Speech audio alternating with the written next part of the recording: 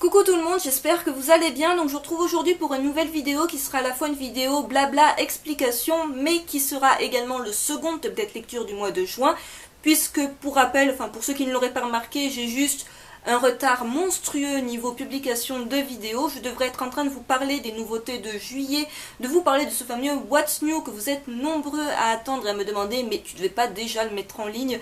Voilà, à vous parler également des updates lecture 100% Seinen, Shonen, Shoujo, puisqu'on est tout de même, quand je tourne cette vidéo, le mardi 21 juillet. Mais je n'ai, pour être honnête, strictement rien lu des nouveautés, que ce soit les nouvelles séries ou les suites de séries du mois de juillet. J'ai tout acheté, enfin tout ce que je comptais acheter pour le mois de juillet, c'est bon, les achats sont bouclés, je n'ai strictement rien lu. Donc j'en viens au pourquoi du comment. Ça fait presque 10 jours que je n'ai pas posté de vidéo, alors que j'avais fait un petit rythme au moins d'une vidéo par semaine, voire des fois deux, et j'avais espéré des fois 3, mais bon ça c'est beau de rêver. Donc si vous me suivez sur Facebook et ou Twitter, j'ai posté pas plus tard que ce matin, donc ce matin mardi 21 juillet, un statut expliquant en fait que dans ma dernière vidéo, dans ma vidéo où je vous explique que j'ai un compte Twitter, je disais très rapidement qu'en fait j'avais pas trop le moral ces jours-ci. Et je vous confirme dans le post de ce matin qu'en fait, entre-temps, ça a empiré. Voilà, on aurait pu croire que entre le moment où j'ai posté la vidéo, c'est-à-dire samedi d'avant, et aujourd'hui, ben, finalement les choses allaient un petit peu mieux. Et en fait non, je ne pensais pas que ça pouvait empirer à ce point-là, mais c'est comme ça. Donc je ne rentrerai pas dans les détails, je ne vais pas vous expliquer le pourquoi du comment ça ne va pas bien. Ça ne va pas mieux depuis ce matin d'ailleurs, c'est pas parce que je tourne cette vidéo ce soir que je pète la forme, que j'ai un moral du feu de Dieu. C'est absolument pas le cas, croyez-moi, j'ai passé une journée assez pourrie d'ailleurs, mais bon, voilà. Mais en même temps, j'essaye un petit peu de relativiser, ce qui n'est pas très évident, soit dit en passant, mais j'essaie de me dire que de prendre le positif, les choses positives, et en calculant ce qui est positif dans ma vie, ben, je me dis que YouTube ça a une part très positive depuis pas mal de mois, depuis bientôt un an, depuis bientôt 2 ans.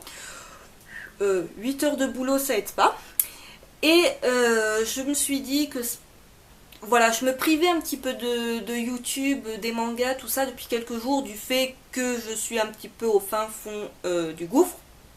Voilà, certaines personnes diront probablement que j'exagère complètement, que je n'ai aucune raison de me mettre dans un état pareil, que à la limite je n'ai qu'à m'en prendre à moi-même ou quoi que ce soit, mais bref, c'est comme ça, hein, faut pas chercher midi à 14h, je suis comme ça, c'est pas bien méchant. Donc j'ai un peu pesé le pour et le contre ces jours-ci en me disant que je me privais de ce qui était ma passion, enfin le plus gros de ma passion en fait, qui était les mangas, YouTube, tout ça, à cause de quelque chose qui me pourrit la vie depuis déjà quelques jours, et que ça valait pas la peine, enfin, ça valait pas la peine de me mettre dans un état pareil, dans le sens où ça ira pas mieux en arrêtant de faire des vidéos. Ça ira clairement pas mieux. Le seul truc, c'est qu'au lieu de faire des vidéos, au lieu de lire, bah, qu'est-ce que je fais? Je m'enferme dans ma chambre dans le noir. Voilà. Et pour vous éviter tout l'épisode psychodramatique de ma vie, je me suis dit que finalement, tourner des vidéos, ça me manquait, lire des mangas, ça me manquait, et que ça me permet un petit peu de m'évader et de pas penser à ce qui me pourri l'existence depuis voilà quelques jours déjà. Donc voilà pour la petite explication. Je vais vous parler de l'update lecture du jour. Donc aujourd'hui je vais vous présenter 6 de mes dernières lectures, enfin mes 6 dernières lectures en fait. On va parler très franchement, je n'ai lu que 6 mangas ce week-end, en fait donc le week-end dernier, parce que je me suis pris de la motivation pour me dire allez, après tout, bon, c'est plus ce qui me tentait le plus niveau lecture, puisqu'en fait j'avais vraiment envie d'attaquer les nouveautés du mois de juillet, surtout les nouvelles séries. J'avais vraiment envie de les lire, de découvrir, voilà, j'adore découvrir en fait des nouvelles choses, des nouveaux univers, tout ça. Mais je me suis dit non, tu vas faire les choses dans l'ordre, tu vas boucler tes lectures du mois de juin, tu vas les présenter, tu n'entendras plus parler pendant un moment, et après tu attaqueras tranquillou les nouveautés de juillet. Donc, dans cette vidéo, je vous avais parlé, dans ma dernière vidéo d'ailleurs, que le prochain deck lecture, donc celui-ci, devait compter 11 mangas. Et enfin, je me suis dit que si j'en présentais 11, vous n'aurez pas la vidéo avant le mois d'août. Hein. Donc, j'en ai 6. Et du coup, je vous partage en gros cette update lecture en 2 parties, puisqu'il y aura une autre vidéo avec 6 autres séries. En fait, c'est pas 11, c'est 12. Hein. Et ce second update lecture, ce dernier update lecture du mois de juin, vous l'aurez à la fin de cette semaine.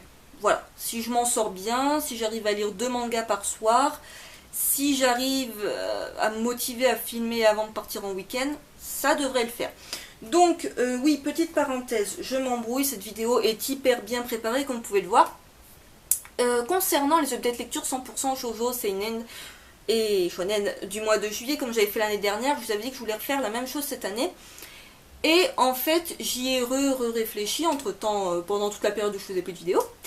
Et je me suis dit que c'était un peu chiant. Chiant dans le sens, pas dans le sens où ça n'allait pas vous plaire, parce que je sais très bien que voilà, l'année dernière vous aviez beaucoup apprécié ces vidéos. Mais en fait, chiant pour moi. Voilà. La fille très honnête dans cette vidéo. En gros, je me disais, je préfère voir des vidéos où les gens varient, où je vous présente un petit peu de tout, un peu du shonen, du shoujo, du seinen, ou voilà, en gros il y en a pour tous les goûts. Si vous n'aimez pas le shoujo, bah vous savez que dans la vidéo je vais parler de peut-être 1 ou 2 shoujo, et le reste ça risque probablement de plus vous plaire, de plus vous correspondre. Et je me dis, si je commence à refaire shoujo, shonen et seinen, enfin mes vidéos vraiment avec une seule thématique, bah peut-être que j'allais commencer par les shoujo, et du coup ceux qui attendraient d'avoir mon avis sur certains seinen, bah ils devraient attendre fin août. Voilà. Et je me suis dit, ça serait pas cool, ni pour vous ni pour moi, parce que moi j'ai pas spécialement envie de lire que un seul type de manga. Voilà, surtout en ce moment j'ai envie de variété, j'ai envie de trucs qui font rire, des trucs qui font peur, des trucs de l'émotion, voilà, bref, j'ai envie de beaucoup de choses niveau lecture. Et du coup je me suis dit que j'allais tout simplement faire des petites updates lectures courant fin juillet, du coup début août, où en gros vous aurez tout ce qui est sorti au mois de juillet que j'ai acheté, mais varié. Voilà, vous aurez un petit peu de tout dans chaque vidéo, ce qui fait que ça sera des petits updates lecture, il y en aura 4. Si j'ai bien compté, si j'ai bien fait mon calcul, il y aura 4 petites vidéos où je vous présenterai 6 ou 7 séries. 7, je crois qu'il y avait 28 mangas que je vais vous présenter. Et en gros, voilà, vous aurez un petit peu de tout dans chacune des vidéos. Du coup, il y en aura un petit peu pour tous les goûts. Donc n'hésitez pas à me dire en commentaire ce que vous en pensez.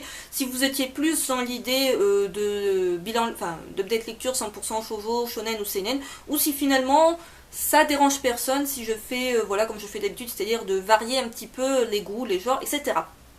Donc, on va arrêter de blablater parce que sinon, je sais que cette vidéo va durer une demi-heure. Et même si je sais que chaque fois que je publie une longue vidéo, on me dit mais non, c'est pas grave, c'est pas dérangeant. Voilà, je me dis si la vidéo pouvait faire un petit peu moins d'une demi-heure cette fois-ci, ça serait cool. Donc, tout d'abord, je vais vous parler du 7e tome de Pan Pan Panda, Une vie en douceur de Sato Holokura, publié chez Nobidobi.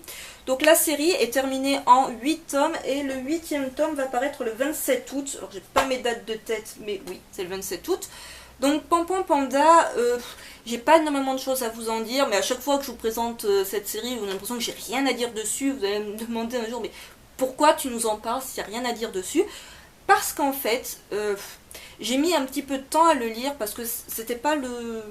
À vrai dire, vu mon humeur du moment, c'était pas ce que j'avais spécialement envie de lire. J'avais envie de quelque chose de plus prenant, voilà, vraiment, vous savez, ce genre de manga dans lequel vous pouvez pas décrocher tellement vous êtes happé par l'histoire, par le fil de l'histoire, vous voulez connaître la suite, le dénouement. Et ça, clairement, niveau dénouement, il n'y en a pas vraiment, il n'y a pas vraiment d'intrigue, il n'y a pas vraiment de suspense. Donc, si vous cherchez tout ça, non, hein, vous n'allez pas être d'accord avec ce genre de lecture. Mais en même temps, j'ai envie de vous dire, c'est le manga qui est vraiment pas prise de tête. C'est une lecture qui vise certes bien plus les enfants que les adultes. Mais après, c'est mignon. Donc en fait, dans ce tome 7, on découvre enfin le propriétaire de... Vous savez, de l'espèce d'immeuble de résidence dans laquelle vit Panettone, Praline et compagnie. Enfin, les 3/4 des personnages habitent dans la même résidence. Et on découvre enfin le propriétaire de cette résidence, Kenda, si je dis pas de bêtises. Oui. Qu'on n'avait jamais capté jusque-là. En 6 premiers tomes, on l'avait pas encore vu. C'est un personnage assez sympathique, voilà, un personnage très gentil. C'est pas vraiment un manga dans lequel vous allez avoir des gros méchants qui vont arriver, qui vont foutre la pagaille. Donc c'est une lecture qui se laisse lire, c'est mignon. Voilà, on va retenir le côté que c'est mignon. mais que c'est dispensable si vous n'avez pas un très très gros budget manga, parce qu'il me semble, je vais dire une grosse bêtise probablement, mais que les tomes sont à plus de 10 euros.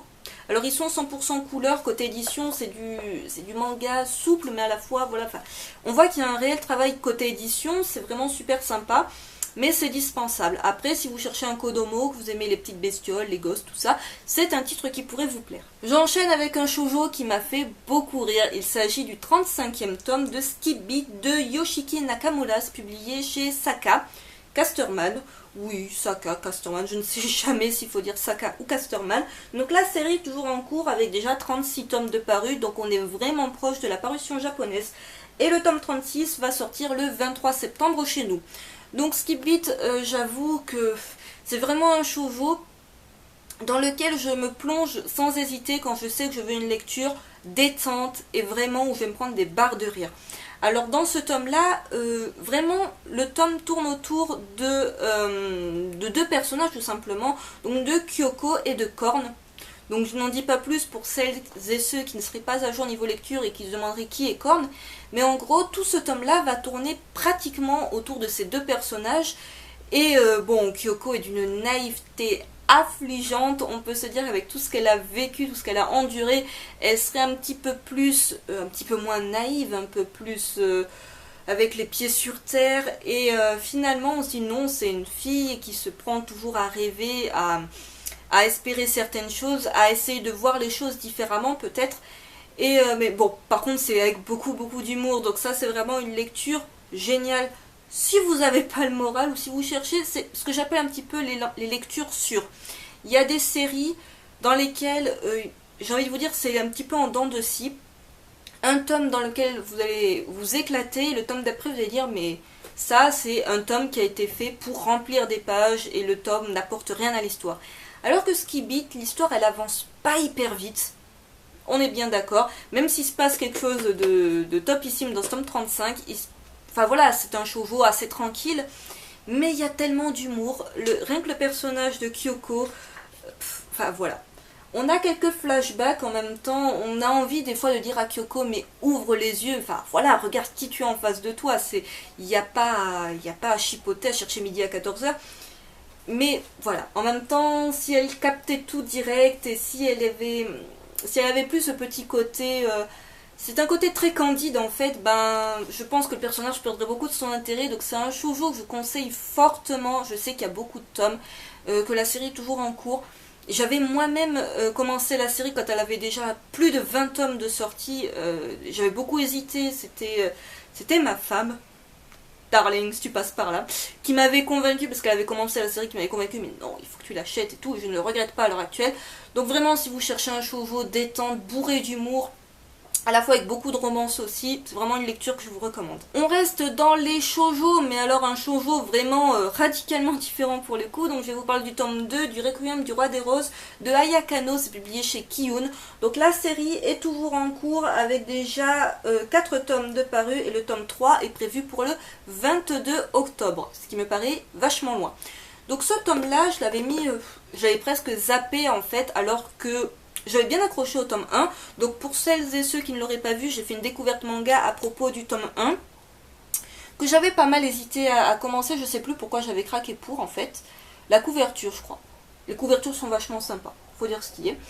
Et ça peut paraître étrange que ça soit classé shoujo, et pour celles et ceux d'ailleurs qui hésiteraient à se lancer dans la série parce que c'est un shoujo, ne vous inquiétez pas, il n'y a rien de shoujoesque dans cette série. Donc pour rappel, ça va nous parler, c'est une réinterprétation plus ou moins du Richard III de Shakespeare. Et en gros, on va nous parler de ce personnage-là, qui est le personnage de Richard. Et à la fin du tome 1, on restait sur une image assez choquante, assez forte, en se demandant, c'est un peu comme Game of Thrones, est-ce que ce personnage est mort ou pas? Voilà, c'est ce genre de suspense-là. Vous savez que vous devez attendre l'épisode d'après pour savoir, ah non, ça va en fait, ou ça va pas du tout. Et donc là, on a enfin la réponse à est-ce que le personnage est mort ou pas dans ce tome 2. Et on a vraiment, voilà, le tome 2, je trouvais bien centré sur le personnage de Richard. Et sur son côté vraiment, voilà, d'un côté il a l'air très fragile, c'est un personnage, c'est un garçon qui est né, un être humain qui est né hermaphrodite, donc on ne sait pas vraiment si c'est un garçon ou une fille, et qui est un personnage qui est de nature, enfin physiquement il est très frêle et tout, et pourtant il se transforme en un véritable monstre sanguinaire. C'est juste impressionnant. Donc pour tous les fans de manga un petit peu moyenâgeux, où il va y avoir des scènes de combat, de sang, alors je ne vais peut-être pas comparer la série à Berserk. Je n'ai pas lu Berserk encore à l'heure actuelle, je reprécise entre temps. Mais par exemple je lis Wolfmount qui est un petit peu dans le même délire, c'est pas aussi hardcore. Voilà, faut pas déconner non plus, c'est pas aussi hardcore. Mais c'est tout de même assez sanglant et c'est vraiment sur, voilà, ces guerres de pouvoir, de manipulation. Si vous aimez Game of Thrones, ça pourrait vous plaire aussi, d'ailleurs aucun rapport. Niveau graphisme, on reconnaît le trait de l'auteur qui est pour rappel la mangaka qui a fait la série Ottoman, entre autres, qui a fait également Corps et âme, il me semble, quelque chose comme ça que je n'ai pas lu. Je n'ai pas lu Ottoman d'ailleurs. Voilà, c'est une très bonne série. J'ai failli vous spoiler un truc de malade mental. C'est un très bon tome 2 que j'ai beaucoup apprécié. Côté chara-design, j'aime bien. Voilà, après, c'est très sombre. C'est pour le coup, si vous voulez un truc, vous allez vous marrer, ça va être tout léger, tout drôle. Non, non, choisissez Skip mais ne choisissez pas le Requiem du Roi des Roses.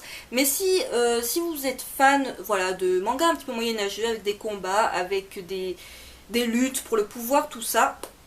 J'enchaîne avec la partie shonen de cette vidéo, le tome 19 de Black Butler de Yana Toboso, c'est publié chez Kana.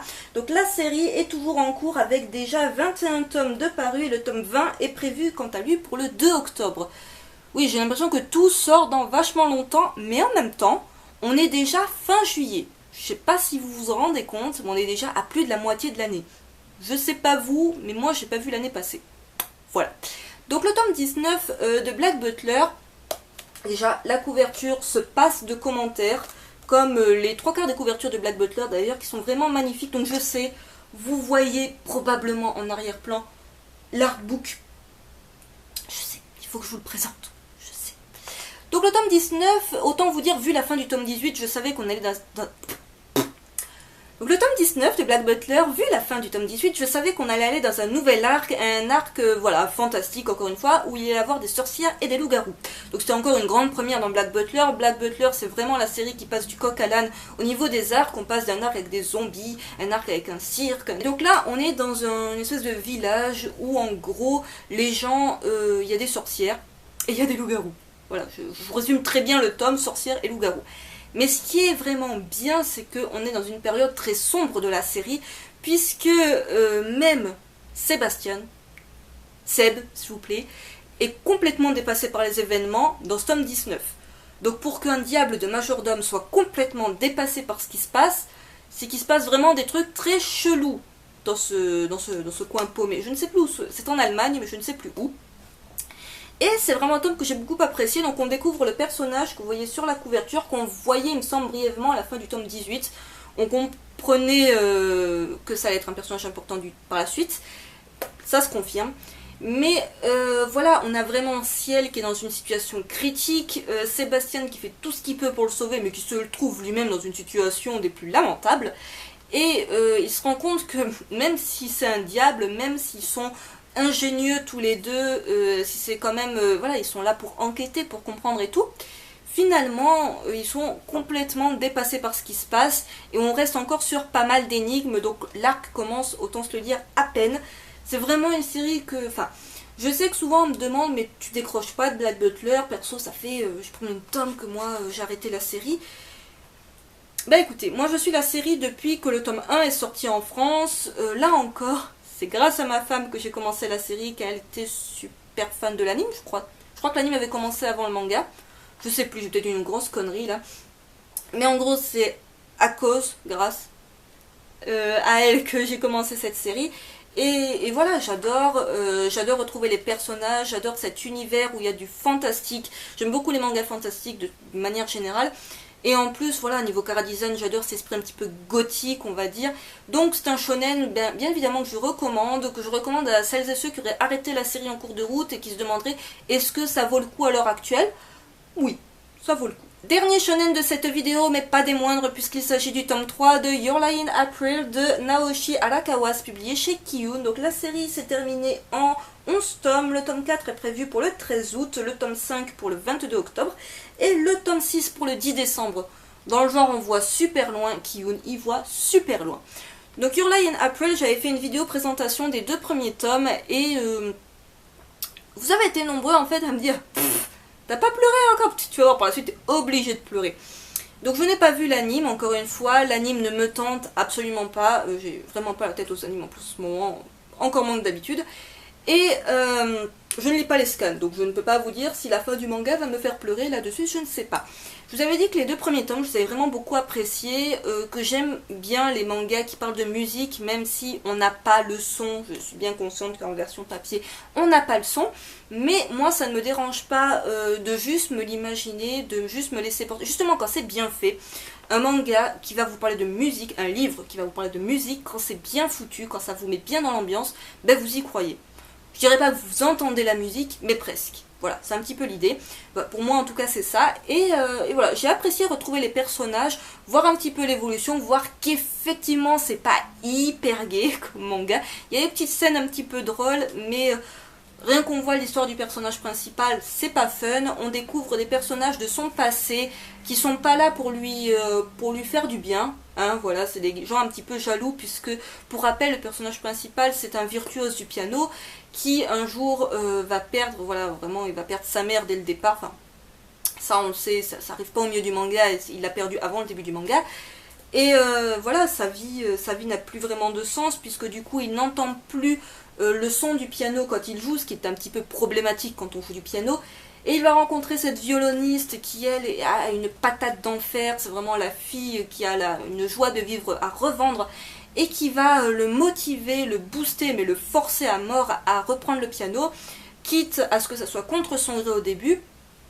Et il va petit à petit retrouver un petit peu confiance en lui, retrouver l'envie tout simplement de faire de la musique, de se réintéresser au piano, tout ça.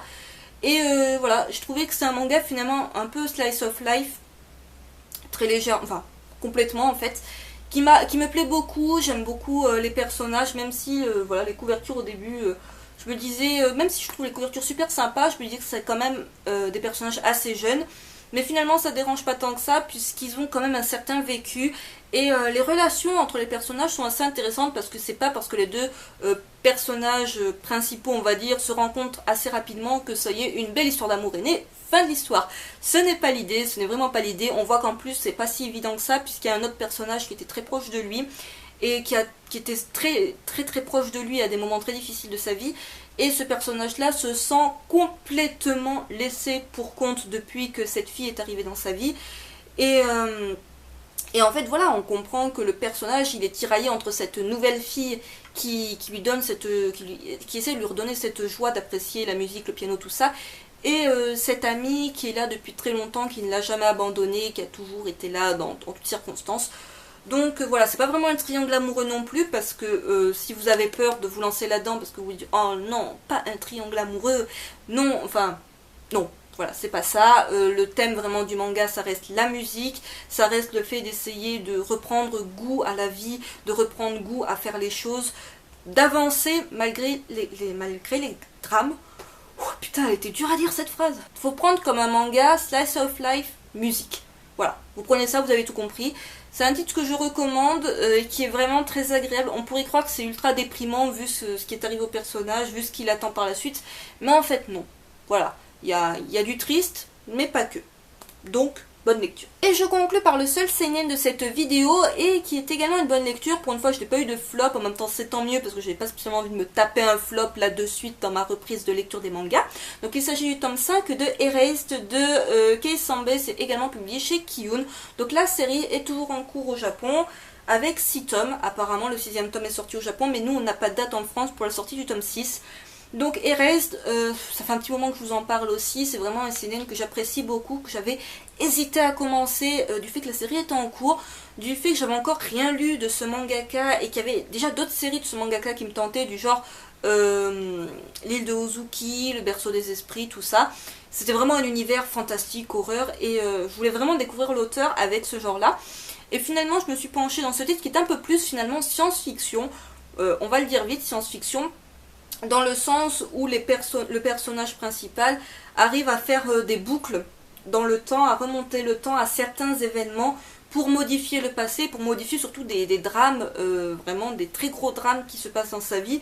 Donc quand je dis très gros drames, vous l'avez... Quand je dis très gros drame, c'est hyper compliqué à dire, je vais la terminer à plat cette vidéo. Donc il arrive à... Quand je parle de très gros drame, je reprends ma phrase, je parle bien évidemment de mort.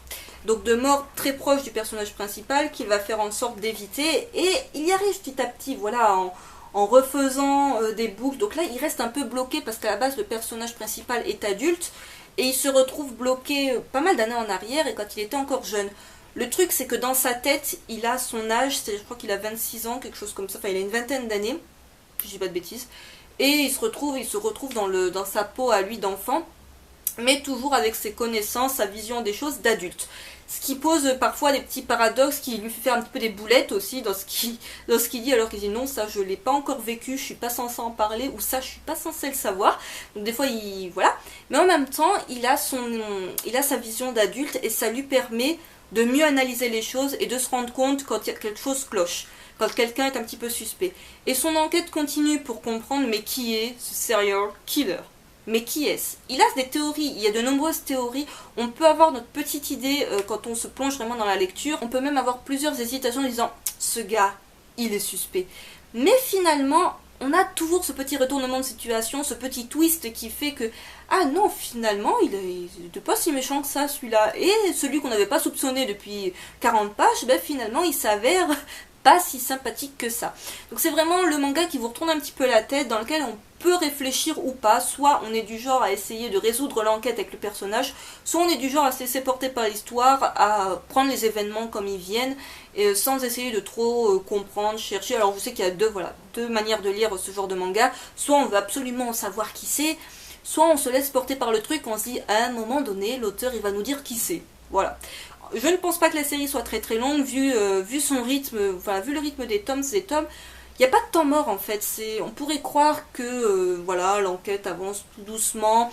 Il y a des moments où il y a un petit peu de temps mort dans le sens où le personnage relâche sa vigilance en se disant « bon, j'ai pu éviter telle mort, donc théoriquement tout le monde va bien ». Mais si ces gens-là meurent pas, le tueur il va tuer quelqu'un d'autre. Voilà, il faut qu'il y ait des morts dans ce manga, ça ne va pas louper. Donc j'ai vraiment hâte de voir surtout le final de ce tome 5, je veux dire, vous êtes là, non, fin, voilà, en gros, mais en même temps, ça vous donne envie de dévorer la suite, c'est pas la fin qui vous dégoûte en vous disant, ouais, vas-y, une centaine de pages pour ça, non, c'est vraiment le truc, déjà, vous avez pas, comme, je reviens sur mon coup de gueule d'Alice in Borderland, où vous avez plein de pages, vous savez, bonus, HS, tout ça, et où finalement, bah oui, l'auteur n'avance pas dans son histoire fatalement. Là, c'est vraiment pas le cas, il n'y a aucun bonus, histoire HS, tout ce que vous voulez, c'est vraiment, de la première à la dernière page, c'est vraiment l'histoire principale, et c'est vraiment bien, voilà, d'avoir un manga, vous payez 7 € et des brouettes, 7,65 je crois, je sais pas les prix de tête des maisons d'édition, je crois que c'est 7,65 chez Kiyun, enfin, dans cette collection-là. Et vous en avez pour votre argent de la première à la dernière page. Donc si à ce moment-là de la vidéo vous voyez une différence peut-être de cadrage ou de luminosité, c'est tout à fait normal. Mon appareil photo a eu trop chaud. Oui, en été, monsieur a chaud. Bref, je reprends où j'en étais. Pour celles et ceux qui cherchent un seinen qui est un petit peu policier, un petit peu, je dis science-fiction, mais finalement juste fantastique, voilà, le fait que le personnage principal puisse voyager dans le temps, c'est un titre que je vous recommande, qui est vraiment très prenant, assez original, et surtout, on a vraiment envie de découvrir la suite. Et pour conclure, je vous présente très brièvement les titres que vous retrouverez dans mon tout dernier update lecture du mois de juin. Donc il y a tout d'abord le tome 7 de Bienvenue au Club, le tome 2 de Marine Blue, le tome 10 de Haikyuu Les As du Volet, le tome 3 de Area 51, le tome 5 de Red Ice Wars Akame ga Kill et enfin le tome 4 de Noragami. Ainsi s'achève cette update lecture qui a été assez fastidieux à tourner. J'espère néanmoins qu'il vous aura plu. N'hésitez pas à me dire en commentaire ce que vous en avez pensé. Si peut-être vous avez lu certaines des séries que j'ai présentées, ce que vous en avez pensé, ce que vous avez lu courant le mois de juin. Je sais que vous en avez déjà au mois de juillet, vous avez déjà tous plus ou moins attaqué les nouveautés du mois de juillet. J'espère que ça vous aura plu. Je vous souhaite de bien belles lectures manga. Je vous dis à très vite pour une prochaine vidéo. Bye.